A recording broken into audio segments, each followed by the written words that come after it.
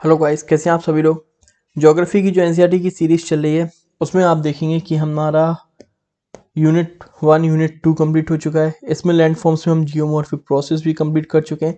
आज हम बात करेंगे आपका रॉक्स मिनरल्स की, major type of rocks and their characteristics. छोटा सा चैप्टर है, कुछ ज़्यादा समझाने के लायक है नहीं इस चैप्टर में, ठीक है। पर जो रॉक्स वगैरह हैं, रॉक्स की साइकिल्स क्या है वो आपको यहाँ पर देखनी होगी क्या है, ठीक है, वो समझना होगा।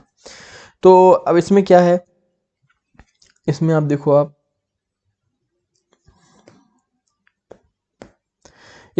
इसमें कहा है कि जो अर्थ है, earth is composed of various kind of elements.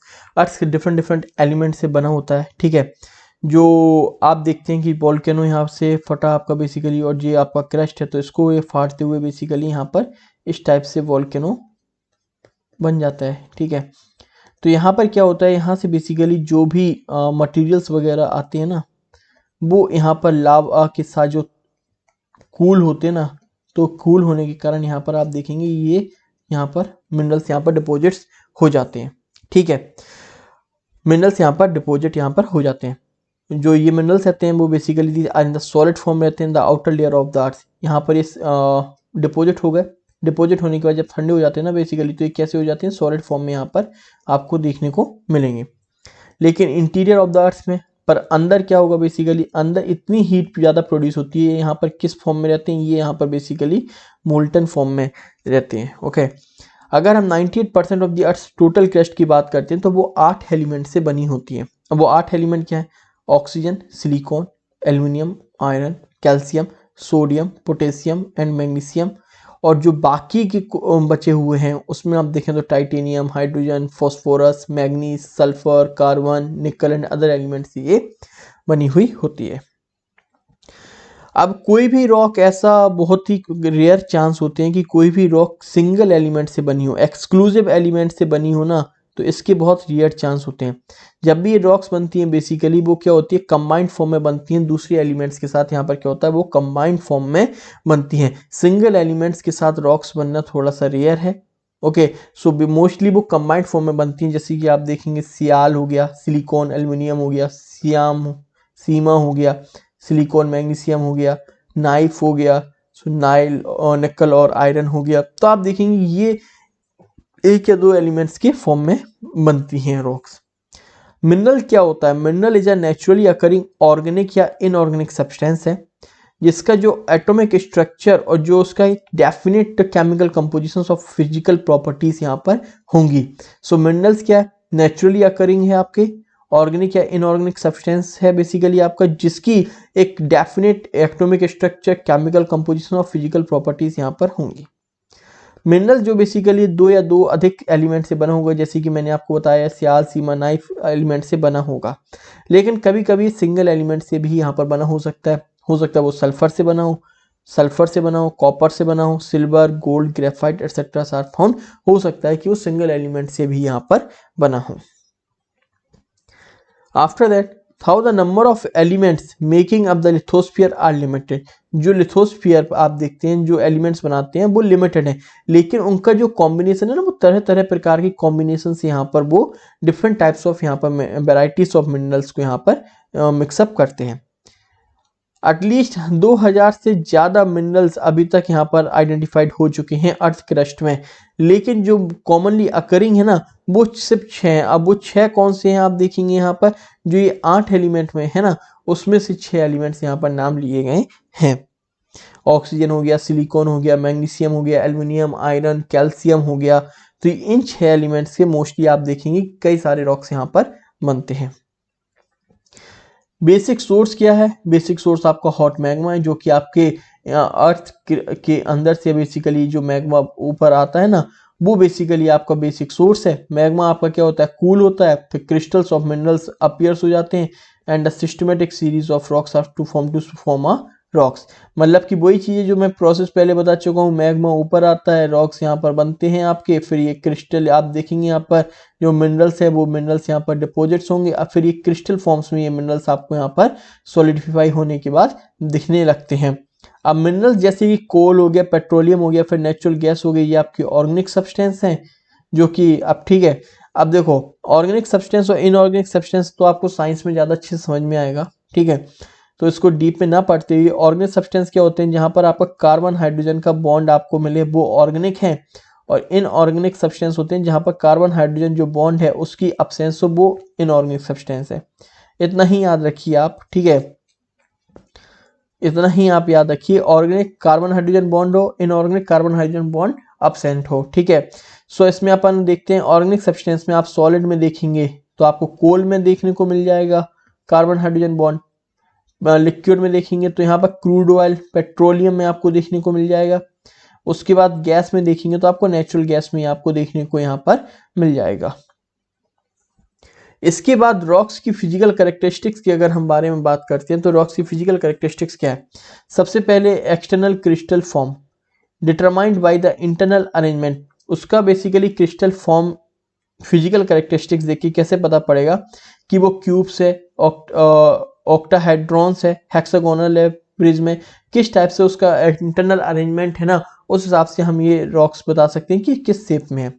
After that cleavage tendency to break in a given direction producing relative plane surface, मान के चलते हैं आपका ये एक रॉक है और यहाँ पर बेसिकली हम इसको इसी डायरेक्शन में पुश करते हैं तो बेसिकली क्या होगा, ये यहाँ पर एक क्लीवेज, ये टूटने के बाद एक प्लेन सरफेस के रूप में ये उभरेगा। So tendency to break in given direction producing relatively a plane surface, अभी क्या हुआ, प्लेन सरफेस के रूप में यहाँ पर ये उभरा। तो इंटरनल अरेंजमेंट क्या है, ये इसका इंटरनल अरेंजमेंट कैसा था, इंटरनल अरेंजमेंट ऐसा था, यहाँ पर एक ज्वाइंट से ये जुड़े हुए थे, इसको इस डायरेक्शन में हमने पुश किया तो ये प्लेन सरफेस के रूप में निकल के बाहर आ गया, ठीक है। और दूसरा पार्ट कैसा होगा, दूसरा पार्ट भी ये होगा आपका, तो ये हो गया आपका क्लीवेज। फ्रैक्चर क्या होता है, फ्रैक्चर होता है जब इसको हम तोड़ते हैं ना तो ये बेसिकली जैसे कि प्लेन सरफेस में हुआ, प्लेन सरफेस में ना होकर ये इर्रेगुलर मैनर में ब्रेक होता है, उसको बोलते हैं हम बेसिकली फ्रैक्चर। छोटे छोटे टुकड़ों में ब्रेक हो जाता है, किसी भी डिफरेंट शेप में हो, इर्रेगुलर सरफेस हो, उसको बोलते हैं हम बेसिकली फ्रैक्चर। अब लस्टर क्या होता है, लस्टर कैसे बेसिकली कैसे पता पड़ता है, लस्टर का मतलब यहाँ पर कलर से नहीं है, without regard to colour, colour से बिल्कुल भी यहाँ पर मतलब नहीं है। लस्टर का मतलब है कि मिनरल की डिस्टेंट फीचर्स में मेटलिक है, सिल्की, ग्लोसी, किस टाइप का है वो, उससे लस्टर को देख के उसके बारे में हम बता सकते हैं। अब हम कलर के बारे में बात कर लेते हैं। तो कलर, कुछ some minerals have characteristics colour determined by their molecular structures, जो मॉलिक्यूलर स्ट्रक्चर्स होता है ना, जैसे कि मालासाइट, एजुराइट, कैल्कोपाइराइट, उससे बेसिकली हाँ इस मिनरल्स के कलर का भी एक कलर का बेसिकली जो रॉक्स की कलर होती है ना वो इन पर डिपेंड होती है कि अंदर का मॉलिक्यूलर स्ट्रक्चर कैसा है। जैसे कि आप इम्प्योरिटी स्क्वाड देखेंगे तो वो वाइट होगी, कई जगहों पर जो कलर है रॉक्स का वो इन इम्प्योरिटीज पर भी डिपेंड होता है। अब क्वार्ज में जो इम्प्योरिटीज होती है वो वाइट भी हो सकती है, ग्रीन और रेड, येलो कलर भी प्रोवाइड कर सकती है, वो इम्प्योरिटीज पर डिपेंड करेगा कि वो इम्प्योरिटीज कैसी है, okay.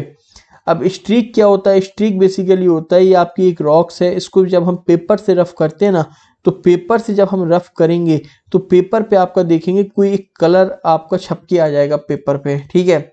So colour of the ground powder of any minerals, it may be of the same colour as the mineral और मे डिफरेंट, मतलब कि अगर कुछ कुछ रॉक्स पर तो जो कलर बेसिकली हम पेपर लिया और इस रॉक्स पर जब रफ करेंगे तो हो सकता है अगर ये ब्लैक है तो ब्लैक कलर आ जाए, पर कुछ मिनरल्स में हो सकता है ये ग्रे हो और यहाँ पर आप देखेंगे तो आपको ग्रीन मिले, वाइट मिले, तो ऐसा भी होता है।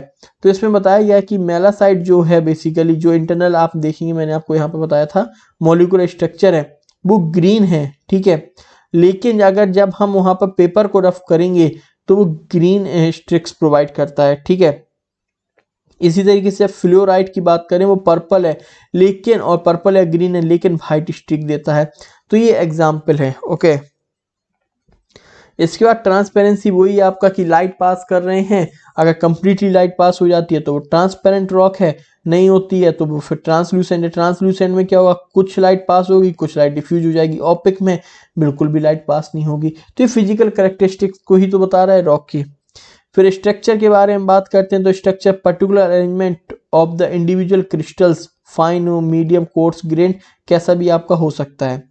हार्डनेस क्या है, हार्डनेस बेसिकली आपकी रेसिस्टेंस है कि आपकी जो भी इरोडिंग सब्सटेंस है उसके लिए कितना रेसिस्टेंस है, तो ये नाम लिखिए, सबसे ज़्यादा आपका डायमंड है और सबसे सॉफ्ट बेसिकली टाक है आपका।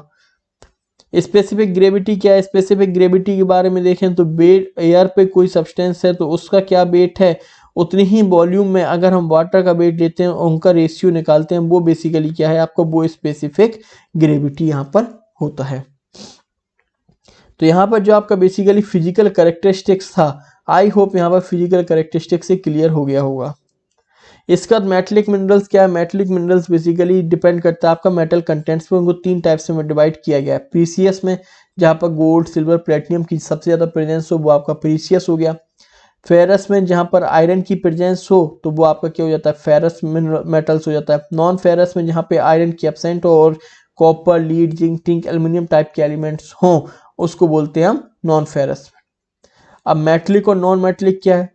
नॉन मेटलिक जहां पर मेटल की कंटेंट हो, नॉन मेटलिक जहां पर मेटल्स ना हो आपके, ओके, उनको बोलते हैं नॉन मेटलिक। अब इसके एग्जांपल्स देखें तो सल्फर, फास्फोरस, नाइट्रेट्स, ये बेसिकली नॉन मेटलिक के आपके मिनरल्स हैं। अब देखते हैं हम रॉक्स के बारे में। अब रॉक्स क्या है आपका? Rocks, the earth crust is composed of rocks. Earth crust पर इस टाइप के आपको कई सारे रॉक्स यहाँ पर देखने को अर्थ क्रस्ट पर मिलेंगे। रॉक में बेसिकली एक या एक से अधिक मिनरल्स बेसिकली आप देखेंगे एग्रीगेट होकर जो बनता है उसको बोलते हैं हम रॉक्स। ये हार्ड भी हो सकते हैं, सॉफ्ट भी हो सकते हैं, कलर इनका कई सारे डिफरेंट भी हो सकता है। ग्रेनाइट हार्ड है, सॉप स्टोन आपका सॉफ्ट है। गैब्रो जो रॉक है वो ब्लैक है। क्वार्टजाइट आप देखेंगे वाइट है। Rocks do not have a definite composition of mineral constant. Rocks का कोई डेफिनेट कॉम्पोजिशन नहीं है कि इसी मिनरल से बना होगा, डिफरेंट डिफरेंट मिनरल से आपको यहाँ पर देखने मिलेंगे। और फेल्डस्पर हो गया, क्वार्ट्ज हो गया, ये आपके मोस्ट कॉमन मिनरल्स हैं बेसिकली यहाँ पर। अब इसमें कुछ ज़्यादा समझाने को है ही नहीं है, इसमें कुछ ज़्यादा समझाने को है ही नहीं, आप पढ़ रहे होंगे तो आपको समझ में आ रहा होगा, ठीक है ना। अब रॉक्स की बेसिकली स्टडी कौन करते हैं? स्टडी जिन करते हैं उनको हम पेट्रोलॉजिस्ट बोलते हैं। और पेट्रोलॉजी क्या है? जो रॉक्स की study basically science of rocks क्या है वो उसको हम पेट्रोलॉजी बोलते हैं यहाँ पर। अब जैसे कि रॉक्स और लैंडफॉर्म्स में एक रिलेशंस होता है, रॉक्स और सॉइल्स में एक रिलेशंस है, तो जोग्राफर को अगर रॉक्स के बारे में नॉलेज जाननी है ना तो वहाँ की लैंडफॉर्म्स को देख पढ़ता है, वहाँ की सॉइल्स को पढ़ते हुए वो रॉक्स की इंफॉर्मेशन को यहाँ पर फाइंड आउट कर सकता है। और इसी प्रकार से रॉक को 3 टाइप्स में डिवाइड किया गया है। इग्नियस रॉक्स हो गया, सेडिमेंट्री रॉक्स हो गया, मेटामॉर्फस रॉक्स हो गया। अब इग्नियस रॉक्स क्या है? बेसिकली लावा ऊपर आए और यहाँ पर उसको जब कूल डाउन किया तो उसको बोलते हैं हम इग्नियस रॉक्स। सेडिमेंट्री रॉक्स जब वो इन दोनों रॉकों को तोड़ता है, इरोड करता है और आपस में एक लेयर बनाता जाता है, वो है उसको बोलते हैं हम सेडिमेंट्री रॉक्स। मेटामॉर्फस रॉक्स क्या होता है? बेसिकली मेटामॉर्फस रॉक्स जब सेडिमेंट्री रॉक्स और बेसिकली इग्नियस रॉक्स के ऊपर जब प्रेशर डालते हैं ना, प्रेशर, टेम्परेचर, वॉल्यूम, पीबीटी, तो उससे बनता है आपका मेटामॉर्फस रॉक्स। देख लेते हैं आगे। इग्नियस रॉक्स बेसिकली मैग्मा जब ऊपर आता है और लावा जब अपने बेसिकली यहाँ पर कूल डाउन होता है उससे बनता है आपका इग्नियस रॉक्स। इग्नियस का मतलब होता है फायर। जब ऊपर मैग्मा जो आया वो ठंडा हो जाता है, सॉलिडिफाई बन जाता है, तो आप देखते हैं कि आपका इग्नियस रॉक्स यहाँ पर बन गया है। The process of cooling and solidification can happen in the earth crust or on the surface of the earth। अब जो ये कूलिंग है ना, जो अर्थ सरफेस पर, अब या तो मैग्मा जो अर्थ सरफेस पर ना आ पाए तो वो सरफेस के नीचे भी आप देखेंगे कि आपके कूल होगा और धीरे धीरे यहाँ पर आपका स्पीड में कूल होगा। तो इग्नियस रॉक्स आपका डिपेंड करता है टेक्सचर पर। अब वो टेक्सचर डिपेंड करता है साइज पर और अरेंजमेंट ऑफ ग्रेन्स पर। अगर आप देखें कि अर्थ के क्रस्ट पर होगा तो जल्दी कूल हो जाएगा, तो ठीक है, और जो अंदर होगा, क्रस्ट के अंदर होगा, वो आप देखेंगे कि वो इसको टाइम लगेगा और ये बड़ा भी होगा शेप में, ठीक है। If the molten rocks cooled slowly at a great depth, ठीक है, धीरे धीरे डेप्थ पर होगा तो क्या होगा, धीरे धीरे यहाँ पर होगा तो मिनरल ग्रेन्स वहां पर क्या होंगे, बड़े होंगे। और सडन रॉक क्या होगा, सडन कूलिंग होगी तो उससे small and smooth grains formed होंगे आपके। इंटरमीडिएट होगा तो इंटरमीडिएट टाइप के ग्रेन्स फॉर्म होंगे, ठीक है, और उसी हिसाब से वो स्मूथनेस भी डिपेंड करेगी। So granite, gabbro, pegmatite, basalt, volcanic breccia और टफ, ये कुछ एग्जांपल्स हैं इग्नियस रॉक्स के। अब सेडिमेंट्री रॉक्स क्या होता है? सेडिमेंट्री रॉक्स बेसिकली आपका इग्नियस रॉक्स कड़ा है, यहाँ से आपका हवा, पानी, ग्लेशियर्स वगैरह आएंगे, इसको तोड़ेंगे और जो इसकी ये सेडिमेंट्स हैं इसको एक जगह पर ले जाके डिपॉजिट करते जाएंगे। इस तरीके से ये देखेंगे तो आप डिपॉजिट यहाँ पर ये होता जाएगा। और ये डिपॉजिट होने के बाद यहाँ पर इतना प्रेशर वगैरह ये क्रिएट कर लेगा, तो ये पूरा क्या होगा, ये यहाँ से जुड़ जाएंगे, एक टाइप का यहाँ पर पेस्ट टाइप की ये हो जाएंगे। ओके, रॉक्स आप देखेंगे कि जो एक्सपोडेन्यूटेशनल एजेंट्स उनको क्या करते हैं, ब्रेक करते हैं डिफरेंट डिफरेंट साइज में, और ये जो फ्रेगमेंट्स होते हैं ना वो एक्सोजोनस एजेंसी जैसे कि पानी, हवा, ये क्या करेंगे, इसको उठा ले जाएंगे और एक जगह डिपॉजिट करते जाएंगे। अब जब वो डिपॉजिट करते जाते हैं ना तो वो टर्न इनटू अ रॉक्स, वो रॉक्स में बदल जाता है, और इस प्रोसेस को हम क्या बोलते हैं, इस प्रोसेस को हम बोलते हैं लिथिफिकेशन। इस प्रोसेस को बोलते हैं हम लिथिफिकेशन। ठीक है, आप सेडिमेंट्री रॉक्स में जैसे कि मैंने ये लेयर्स बनाई ना, इसी तरीके से आप सेडिमेंट्री रॉक्स में देखेंगे कि आप डिफरेंट लेयर्स को डिफरेंट डिफरेंट आप पहचान पाएंगे कि ये डिफरेंट डिफरेंट यहाँ पर लेयर्स आप पहचान पाएंगे, ये इसका एक फीचर्स होता है। ठीक है, एग्जाम्पल के तौर पर सैंडस्टोन सेल आप यहाँ पर देख सकते हैं। अब ये 3 टाइप से आपके फॉर्म होती हैं सेडिमेंट्री रॉक्स। पहली है आपकी मैकेनिकली फॉर्म, जिसमें आपका sandstone, conglomerate, limestone, shale, loess आता है। मैकेनिकली फॉर्म का क्या मतलब है, मैकेनिकली फॉर्म का मतलब है यहाँ से हवा आ रही है और इसको तोड़ कर लेकर जा रही है, वो हो गया आपका हवा, पानी, इसको तोड़ रहे हैं मैकेनिकली, यहाँ पर फिजिकली फोर्स लगा रहे हैं, वो हो गया आपका बेसिकली मैकेनिकली फॉर्म्ड। ऑर्गेनिकली में गेसिराइट, चॉक, लाइमस्टोन, कोल होता है। ऑर्गेनिकली फॉर्म में क्या होता है, ऑर्गेनिकली ये कोई रॉक है। अब यहाँ पर देखें आप, बेसिकली यहाँ पर थोड़ा सा इस टाइप से रॉक है आपका, यहाँ पर स्पेस छूट गया है, तो यहाँ पर आप देखें प्लांट्स, मोएस, लीचेंस वगैरह यहाँ पर जाएंगे, एक पेस्ट वगैरह करते जाएंगे और इसको तोड़ देंगे पूरा। ठीक है, तो ये आपको सेडिमेंट्री रॉक्स जो है वो बेसिकली इस तरीके से फॉर्म होगा।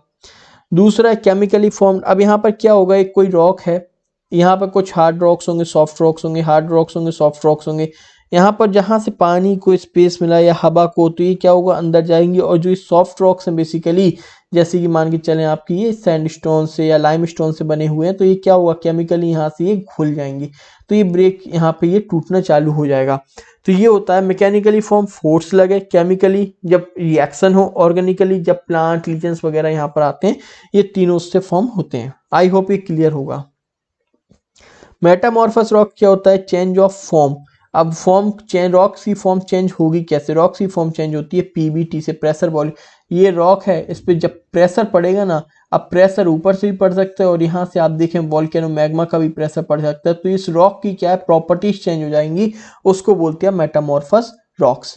Occurs when forced down to lower levels by tectonic process or while molten lava rising through the crust comes in contact with the crystal rocks or the underlying rocks are subjected to a great amounts of pressure by the overlying rocks। जैसे कि मैंने बताया ये आपकी rock है यहाँ पर, ठीक है, ये रॉक है आपका, इसके ऊपर से भी प्रेशर पड़ सकता है। ठीक है, ऊपर से भी प्रेशर पड़ सकता है, और साथ ही साथ आप देखें जो वॉल्केनिक एक्टिविटीज वगैरह हैं उनके द्वारा भी इस पर प्रेशर पड़ सकता है। ठीक है, या फिर टेक्टोनिक एक्टिविटीज, ये आपकी रॉक है, यहाँ पर आपका अर्थक्वेक आ गया, तो इस पर भी आप देखेंगे कि इस पर जो अर्थक्वेक आता है ना, वो भी आपके यहाँ पर केमिकल जो इसकी कॉम्पोजिशंस होते हैं ना, उसको चेंज कर देता है प्रेशर के कारण। कितना प्रेशर पड़ेगा अर्थक्वेक आने पर, तो वो सारी एक्टिविटीज यहाँ पर क्या है, मेटामॉर्फस रॉक्स को यहाँ पर क्रिएट करती हैं। मेटामॉर्फिज्म क्या है, एक प्रोसेस है जहाँ पर जो पहले से कंसोलिडेट रॉक्स है वो रिक्रिस्टलाइजेशन और रीऑर्गेनाइजेशन ऑफ मिनरल्स पर जाता है, उसको बोलते हैं मेटामॉर्फस रॉक्स। अब उसी में आप देखेंगे, उसी में मेटामॉर्फस रॉक्स में क्या है आपका, mechanical disruptions and reorganizations of the original minerals within the rocks due to breaking and crushing without any other appreciable chemical change is called dynamic metamorphisms। अब dynamic metamorphisms क्या होता है आपका, dynamic metamorphisms आता है कि जो रॉक है ना उसका आप बेसिकली यहाँ पर रीऑर्गेनाइजेशन हो जाए, और उस रॉक्स का अगर रीऑर्गेनाइजेशन हो जाएगा उसी रॉक्स में, ठीक है, within rocks due to breaking and crushing without any appreciable chemical change. अब अगर केमिकल चेंज होगा तो वो केमिकल सेडिमेंट्री रॉक्स से होगा, केमिकल चेंज हुए बिना, ठीक है, within a rock chemical change हुए बिना जो चेंज होगा बेसिकली उसको बोलते हैं हम डायनामिक मेटामॉर्फिज्म्स। मैंने आपको जैसे कि बताया अर्थक्वेक के द्वारा वो हो सकता है, या नीचे से आप देखें वोल्केनो का प्रेशर पड़ रहा है उसके द्वारा भी ये हो सकता है, उसको बोलते हैं हम metamorphism rocks. The materials of the rocks chemically alters and recrystallize due to thermal metamorphisms।